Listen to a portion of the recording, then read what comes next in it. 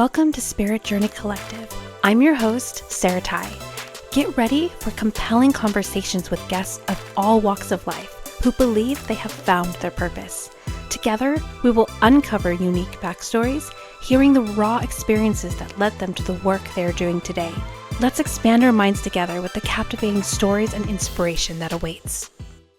Thank you so much for joining me for another episode of Spirit Journey Collective. I have a really great guest today. Her name is Karen Leigh. She's an NLP practitioner. She offers timeline therapy, past regression sessions, etc. I cannot wait to dive in and learn more. Thank you so much for being here today, Karen. Thank you so much. I can't wait to get chatting. Yeah, me neither. So why don't you share a little bit about you, a little bit about what you do, what you offer, a little more than what I've already shared. So yes, my name is Karen Leigh. I'm an NLP practitioner. That's how it started. And I ended up going down the route of offering hypnotherapy and, like you said, past life regression therapy as well. Yeah, I ended up doing this work because of my own journey, which I know we'll talk about as well. You know, the things that I focus on in my work are challenges and hardships that I've had to overcome, and that once I did the work on myself, you know, things such as, you know, having low self-worth and managing to overcome that. That's what I want to pull other women through the other side and get them to a place where they're feeling fulfilled and content as well. Yeah, that's awesome. It's so funny. There's a saying that says we teach what we most need to learn. And so often that's what ends up happening as a teacher. We end up teaching what we've already been through because we've been through it, right? And so we have knowledge. And what's cool is we're always growing and evolving. So we just keep adding more to our toolbox as we keep going through what we go through. That's amazing. What is it that you offer the most, would you say, between the different things that you do that you like use with your clients? So it was timeline therapy, which works with the subconscious mind, but not as at such a depth as what we go with hypnotherapy. And then I trained in hypnotherapy, and that's taken off. I think because people recognize it, people have heard of hypnotherapy, they're familiar with it.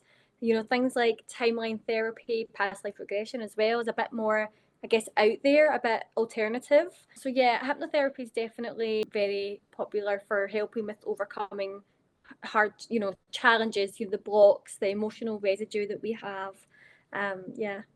That is so fascinating. So when it comes to like timeline, is timeline therapy similar to past life regression, or is there actually a similarity to it? So there is, although past life regression, of course, could be seen as a bit woo-woo, and only people who are interested in, you know, spirituality and believe in past lives would go and really have past life regression. Sometimes people do it just out of curiosity, which is fun as well. Timeline therapy is a bit more deeper. It works with emotions. We get to the root of emotions with anger, you know, sadness, fear, because obviously the first time we felt those emotions, most likely we were a baby or a very young infant, and we can't remember. We don't know the reaction that our caregivers gave us. Our body remembers, it's still in there, but we consciously don't remember, which is timeline therapy allows us to work with the subconscious and get to the root, because whatever emotional residue is there, whatever beliefs, limiting beliefs that we've taken on because of those emotions, we can let them go. We can take the learnings and let them go. And timeline therapy comes from NLP. Still, it's not, as we wouldn't call it woo-woo as such, or alternative, because you're, you know, working with the subconscious mind, getting to the root.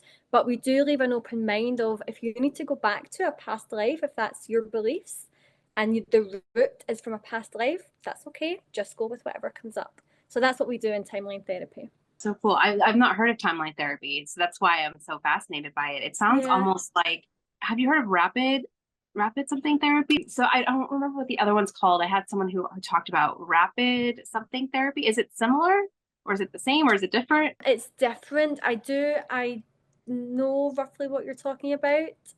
Yes, rapid transformational therapy, I think it's called. Oh, yes, that sounds about right. Yes, but I don't really know anything more about it, but yeah. They sound similar, just in the sense that, like, from what I understand about RTT, it's a form of hypnosis that goes into the subconscious. So, but yours is just more, sounds like it's more specific to childhood, unless they want to go back beyond that. Yeah, it's the reason why it's specific to childhood or infanthood is because we're getting to the root. So the first time that we felt emotions like anger, fear, guilt, we would have been very, very young, probably a baby or toddler age. So that's why it's taken us back. That's why, yeah, it's taken us back to younger years. Yeah, that's so interesting. I've definitely heard how most of us carry wounds from our childhood up to like 7 years Hmm. old, like when it gets solidified. I just don't Hmm. think many people realize that it goes back even farther than like 7 or 6. You know what I mean? And Yeah, going all the way back to infanthood, that's incredible. And people yeah. remember that, they're able to recall those memories. Well, so not always. So yeah, you mentioned age 7. Our subconscious mind is fully formed at age 7, and we want to go back. So just like you said, people most likely don't remember. So we're going back to, there could be a baby. It could be that the memory that goes back. Maybe your mother's holding you as a newborn in her arms. We say whatever comes up, you won't recognize it most likely. That's okay. Go with it. Your subconscious mind is giving you something to work with, to take the positive learnings, and just to acknowledge. A big part of it is just acknowledging the first time you ever felt anger. If you're someone who doesn't cope with anger in life very well, you can trace it all the way back to the root. Something's obviously gone on the first time you ever felt that emotion, and that's why you're finding it hard to navigate it now. We just want to acknowledge it and take the learnings from it so that we can let it go. Yeah, wow, that's so cool. And again, I think that many people don't realize it starts back then, but they say too, when you have children, talk to them like they're already older. Like when you're talking, Mm-hmm. speak to them normally, like don't baby talk them. Mm-hmm. I think it's like we forget that, yeah, they're babies. Yeah, they don't know a whole Mm-hmm. lot and can't do a whole lot, but they're still experiencing life from their own version, right? Yeah, and even when we say to children, don't do this or don't do it that way or don't do that, and we often, that's the society we live in, we often speak to children like that. Children then take on beliefs and blocks because of that, which isn't serving them very well, which is why we need things like timeline therapy to go back and undo that.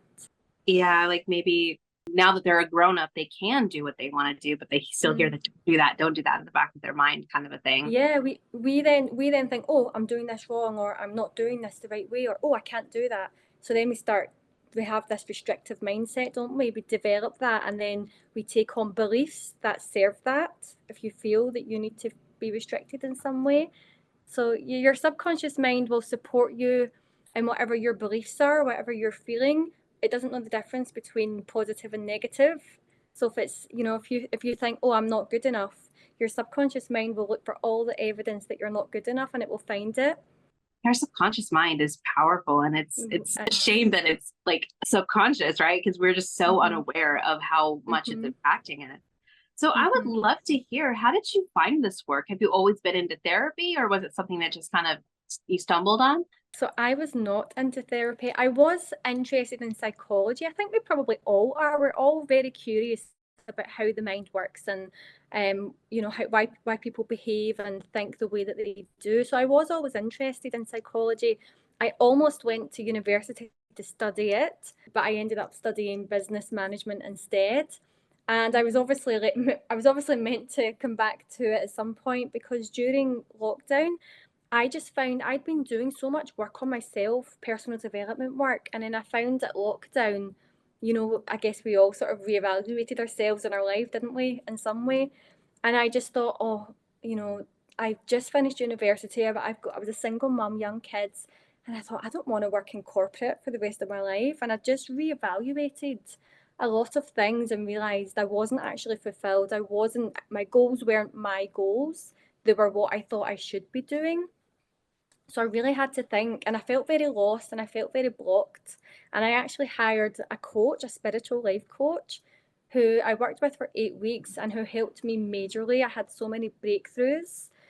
She made me see things in a different perspective and tap into what I wanted rather than what I felt I should be doing. And and I thought, why do people not know this? I had to go and seek out a spiritual life coach to find this stuff out and find out what I wanted. Why do we not know this? Why are we not encouraged to do what's in here in school? And I felt there was a big injustice, and I guess that's then what led me into doing the work that I do. I wanted to make a difference in my own little way.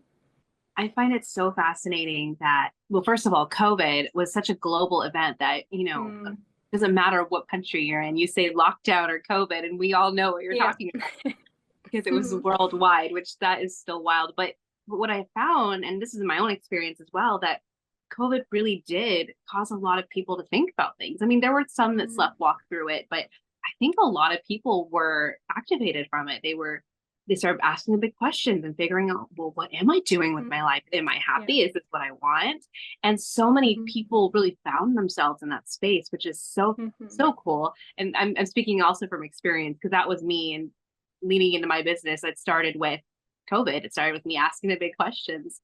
And then what you're saying too about like what society wants from us.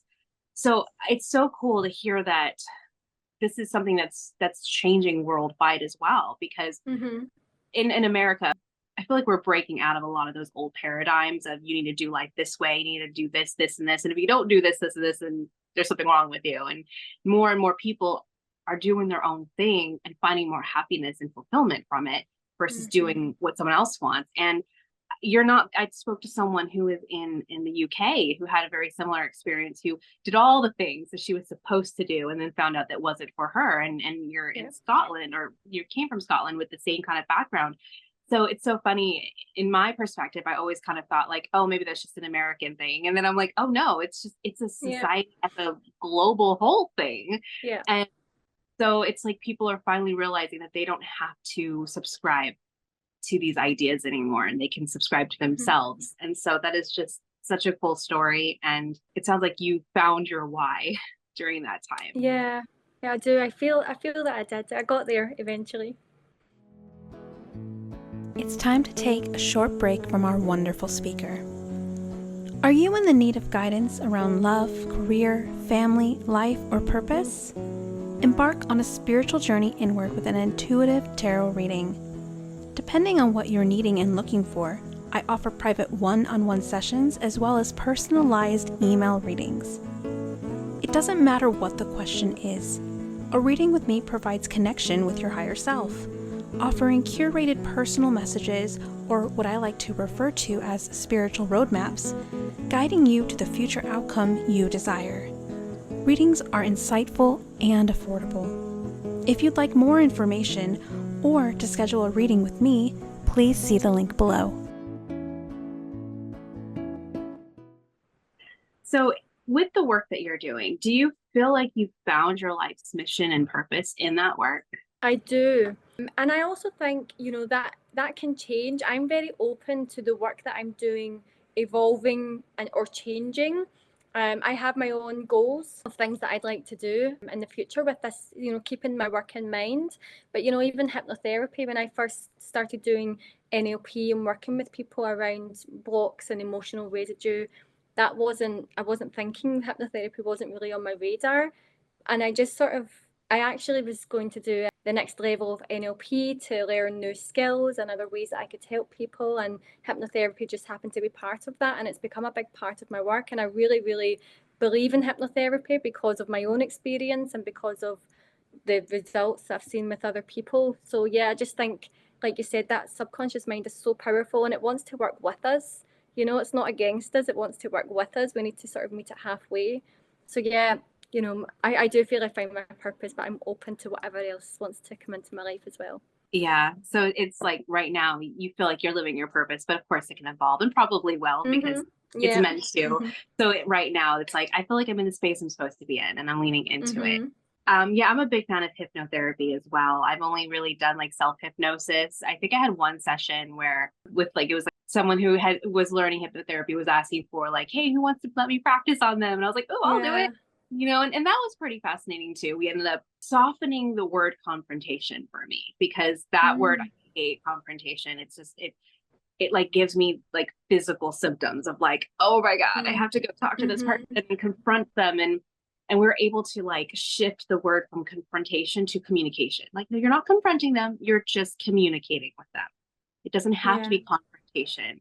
And I was like, oh, okay. So, I mean, I still have a feel, I still feel a certain way about confrontation, but it's a little bit easier for me to remember, no, I'm just Mm-hmm. communicating with them. I'm sharing my Mm-hmm. experience. It doesn't have to, so there was definitely I would say a small shift, because I could probably do a lot more work on that particular area Mm-hmm. alone. But I have noticed that there was a shift even from that 10-minute session, Yeah. so one 10-minute session can cause that much of an exchange in me. Like, then, how much would a, like, either a consistent or a longer therapy session in that Mm-hmm. Yeah. aspect. So for Mm-hmm. those that don't really know much about hypnotherapy, like, how would you explain it to those that maybe are like, of course, those that probably have heard of hypnotherapy, well, hypnosis from like the entertainment side, and so Mm-hmm. have their own fears around it. What would you say to those in like what hypnotherapy is? So the entertainment side's interesting, and it's a good way to explain it. And I do always explain this to my clients as well, if they've never had it before. So when you see them on stage, they're not doing anything that they wouldn't want to do. The hypnotherapist is getting them into a relaxed state where he's talking to their subconscious. He can't make them do anything that's going against their core values. He's essentially taking their ego away. So the things that they might want to do, like jumping around and just being silly and having fun, maybe their ego, their conscious mind thinks, no, we're not going to do that. And the hypnotherapist takes that away, and they're free to go and do. And you sometimes see that they snap out of it, and they might walk off stage, and that's obviously the hypnotherapist has said something that goes against what they would actually want to do, or goes against their values. So that's a good way of me sort of putting my clients at ease, saying, I'm not going to put anything in your mind that goes against your values or anything you wouldn't want. The client is very much in control. It's like you said, self-hypnosis. I'm the guide. So I do the work beforehand to find out what's your outcome, and what are your blocks, what do you feel, what's the negative self-talk that's holding you back or talking you out of your desired outcome, so that I know what we're working with.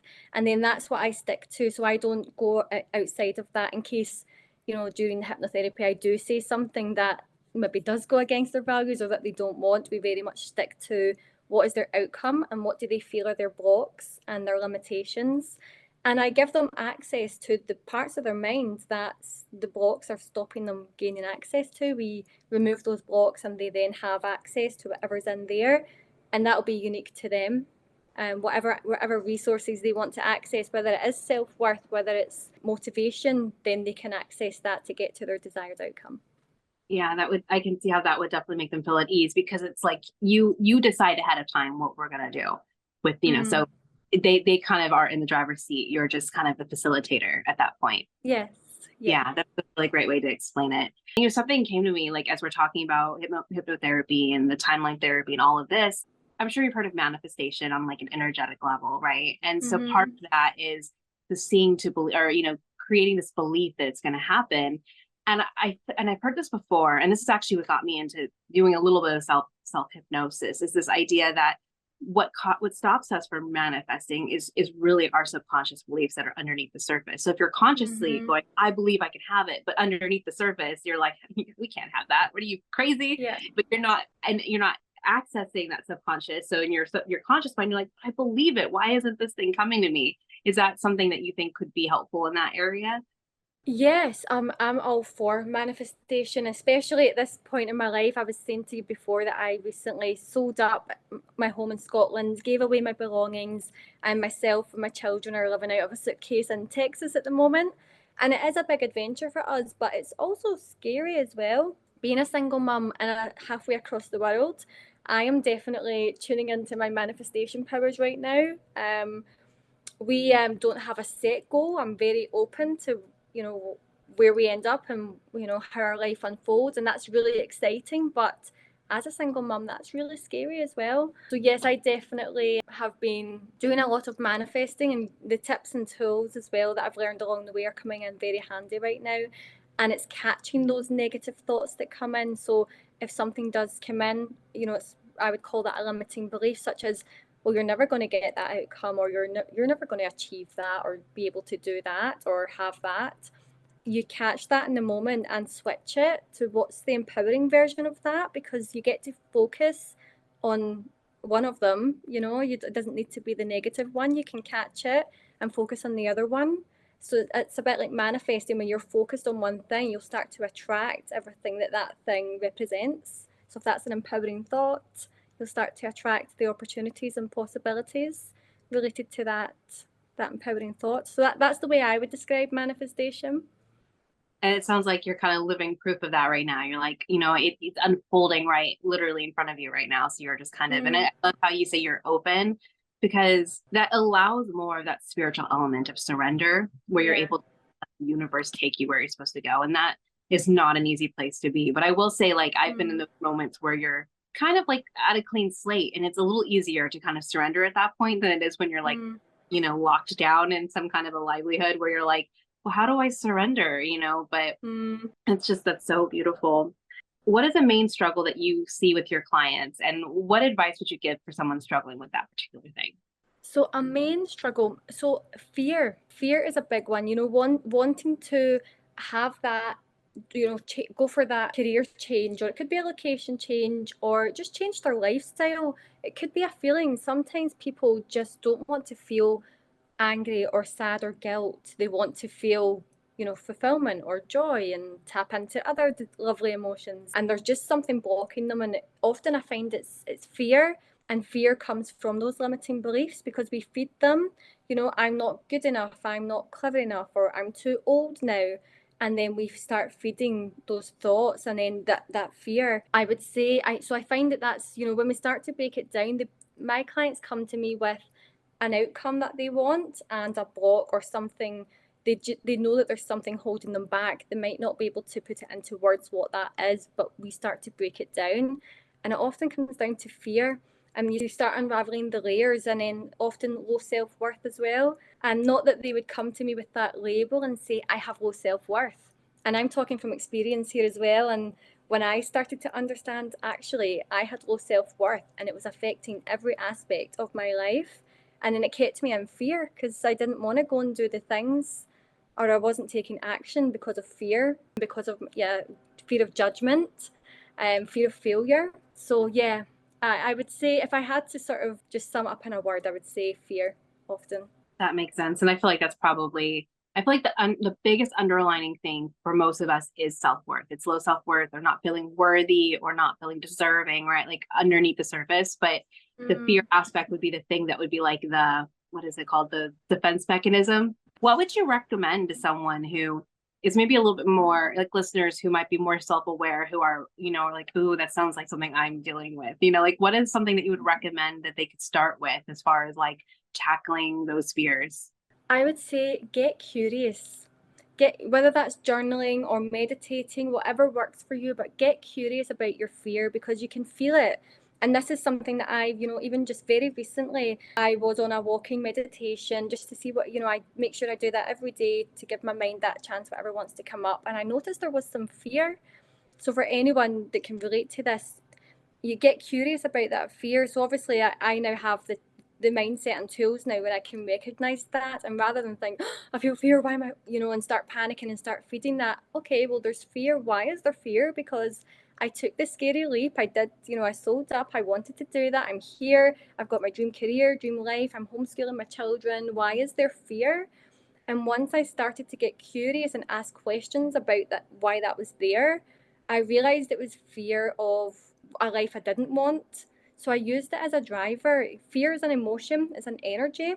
So for anyone who is feeling the fear, use that get curious about it first of all, and use it as a driver towards what you want. It's probably telling you that, that fear's there because you're maybe focusing on an outcome you don't want. It might be something else, but get curious about it and use that fear as a driver. That's probably from recent experience, the best advice that I could give right now. I really love that. Curiosity, it doesn't get enough credit, right? Because when you're curious, you're open, you're able to kind of remove the fear in a sense, because if you're curious, you're able to look at it from a different perspective. It could be more like, ooh, what can I discover? It's almost like being on an adventure. And if you're able to get into that curiosity state, it kind of puts fear on the back burner, because you're like, I know this could be scary, but let's see what's in here. Let's get curious. And I think kids all are naturally curious. Like, they think that that's one of the things that's different between children and adults is, you put some kind of a puzzle or something in front of a child and they're like, oh, what is this? You do it in front of an adult and they're like, you know what I mean? And so I think it ties into some of your like inner child feelings, I guess. 'Cause I'm a big fan of like really, really connecting with your inner child. Yeah, me too. I was just going to say, with fear, I also think just for anyone who does struggle a bit with fear, like it's actually, we give it a bad reputation, but it's actually okay to feel fear. It's just your body's way of saying something needs to be addressed here or acknowledged here. So yeah, I think fear, it gets a bad reputation, but it's okay. Like we're allowed to feel fear. It's just, every emotion is in us for a reason. That reminds me of a saying of how to use fear as an acronym. So forget everything and run is the fear that most people think of when they hear the word fear. And the other one is face everything and rise, I believe, is the other one. So you can see fear two different ways, running or the rising, and which one are you going to do? And the curiosity is stepping stone to the rising aspect. Yeah.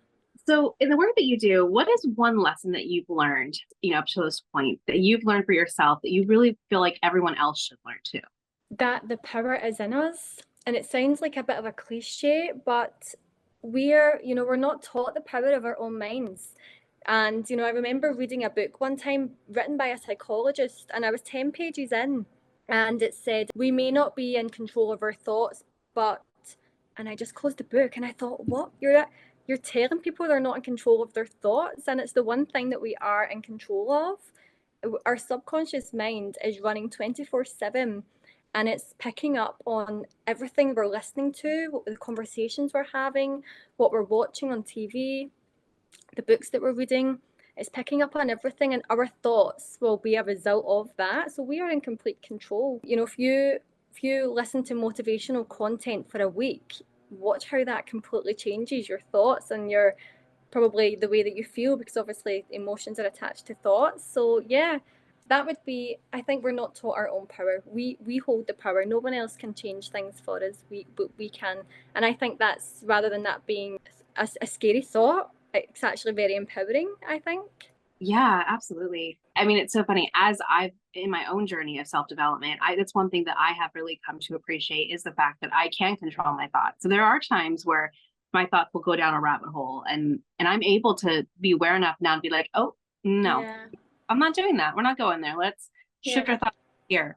And it's not always easy, I think, sometimes depending on what it is that comes up, because depending on what those thoughts are, it could hijack, you can get like physical symptoms and some conscious. So, I mean, you have to be aware.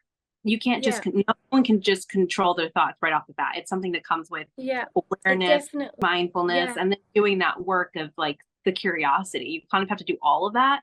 But then the more you do it, you do get more and more control of what is going on up here versus just kind of letting it do its thing. Yeah. I mean, even I still need to catch myself sometimes, because it's also the society that we live in. When you've got things going on around you that maybe aren't positive all of the time, again, your subconscious is soaking that up. So I mean, even I need to catch myself. So you're right, it takes time, but it's not feeding it. It's not feeding those thoughts. That's the key. When they come in, is catching them and knowing that you hold the power to switch that. Like you just said, I'm not going there. We're not doing this. When you brought up the society too, it just suddenly made me think of something, and it's kind of unrelated, but I think it plays a part in how in the amount of control that we feel like we have and don't have. So like in society, let's say you have a really exciting thing happen. I think so many of us, when we get really excited, we want to share it with the world. And then we think, oh, I don't want to boast. I don't want to brag. And so then you like dim that light. You're so excited, but you do that for the sake of others. And it's like, well, just feel your feelings, express it. Like it's nothing wrong with you being excited and happy and and so it's like we feel like we have to damper ourselves. And so I think that's another reason why we also feel like we don't have control, because if we can't be in control of expressing ourselves, naturally, then how can we be in control of our thoughts? You know what I mean? So I think it's learning how to not fit in that box, which is so hard. But I think the more you do this work, the easier it is to be like, oh, there's a box here? Oh, I don't need it. I'm gonna step over it now. But yeah, I agree. So from here, I would love to shift to what I like to call synchronicity story time. And it's one of my favorite parts of the podcast because I don't know, I love synchronicity stories. So I'd love to find out, like, do you have any like fun either breadcrumb stories where the universe gave you signs that led you to where you are now, or you asked for a sign and you were given one, or any kind of fun positive paranormal story. Do you have anything like that you could share? When you say that, there is one that comes to mind. I mean, I have many, and white feathers are my thing as well. And I have seen white feathers at the perfect time and in the most strangest places where you wouldn't expect to see one. And I always feel that's my little sign. But yeah, just to give for a story, going into NLP, I remember it was about maybe 5 years ago. I just happened to follow someone on social media and they posted about this book that they were reading. And I'm not even in contact with this person. It was very short. But yeah, so they posted this book and it was Tony Robbins' Unlimited Power. And Tony Robbins is probably the biggest, face of NLP in the world. And I didn't know that at the time. I knew who he was and I knew that he was motivational. And I thought, okay, I'm going to give this book a try. It's a very big book. So I got about halfway through and he kept talking about NLP.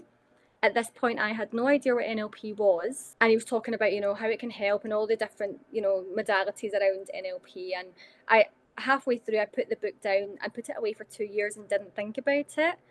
And by the time I had picked it back up, I had done my NLP training and I'd completely forgotten, NLP wasn't on my radar back then when I was reading this book. So I didn't know what he was talking about. So yeah, I didn't think any more of the book. And then I came across it again after my NLP training, maybe about 2 months later, which was a few years ago now. And I started reading this book and I thought, I understand everything that you're talking about now. And I do wonder, was there a seed planted? Is that what led me? Because I wasn't looking for NLP. The reason actually, I almost did a therapy course instead. I was very close to going off and doing that and studying that for a year, very intense training.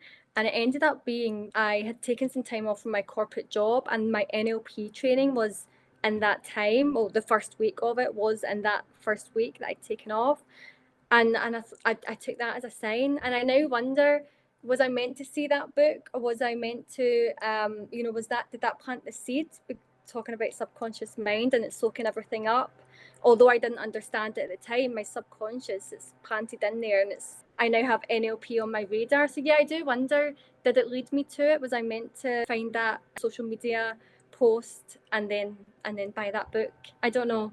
But I do always wonder because it was never on my radar. It's never something I knew anything about. And yet I rave about it now. I'm shouting it from the rooftops. That is such a cool story. I would definitely say that that's synchronistic because think of it this way. If you didn't pick up that book and you didn't even know about NLP, when that course opened up, when you suddenly had this time off, would you have had a second glance at it?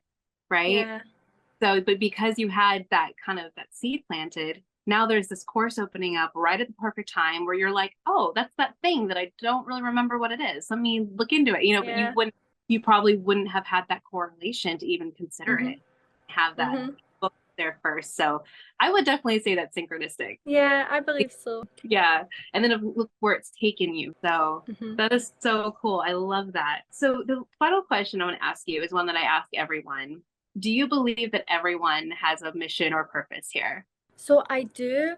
And I think sometimes when we talk about purpose, people might take that to think, oh, I need to have this big thing, or it needs to be like serving others, such as doing, sort of therapy work or being motivational. And I actually think everyone does have a purpose, and your purpose can be, if you want, a ballet dancer has a purpose. If she's doing something that she loves to do, and there's someone in the audience who absolutely loves ballet and going to the theatre and watching ballet, that's a purpose, she's fulfilling her purpose and giving someone else some joy, she's giving someone something. And I think you can apply that to anything that we do in life. It doesn't even need to be a career.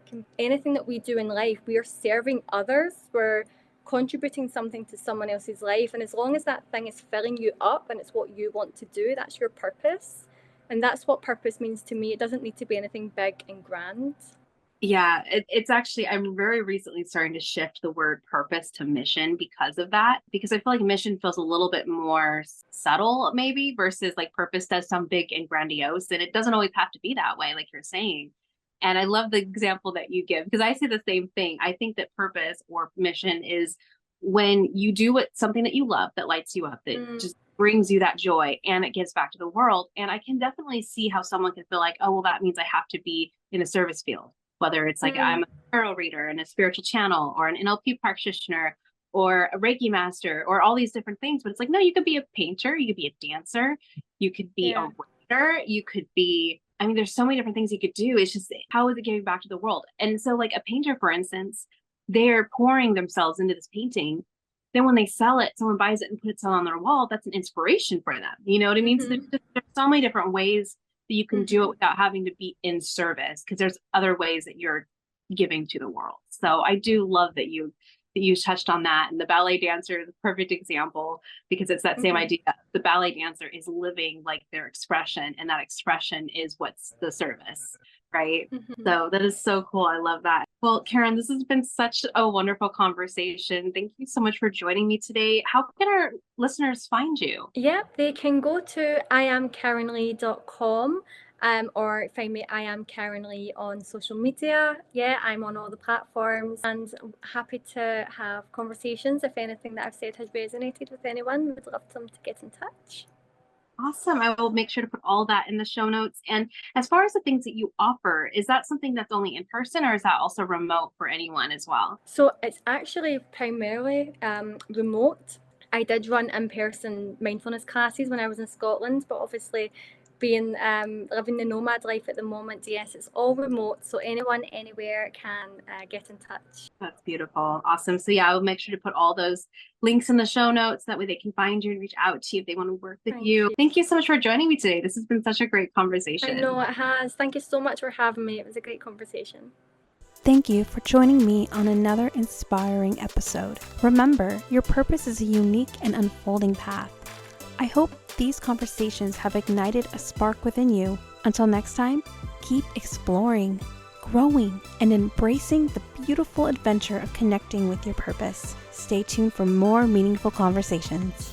If you're wanting more, consider joining our free Facebook community called Spirit Journey Collective, your haven for spiritual exploration and personal growth. Dive into a supportive community where sharing spiritual experiences is encouraged. Unlock the power of intuition, embark on a journey of self-discovery, and connect with like-minded souls. If this sounds like a community you'd love to plug into, the link is in the show notes below. If you enjoyed the episode today, don't forget to like, share, and subscribe. And thank you for joining me on this journey.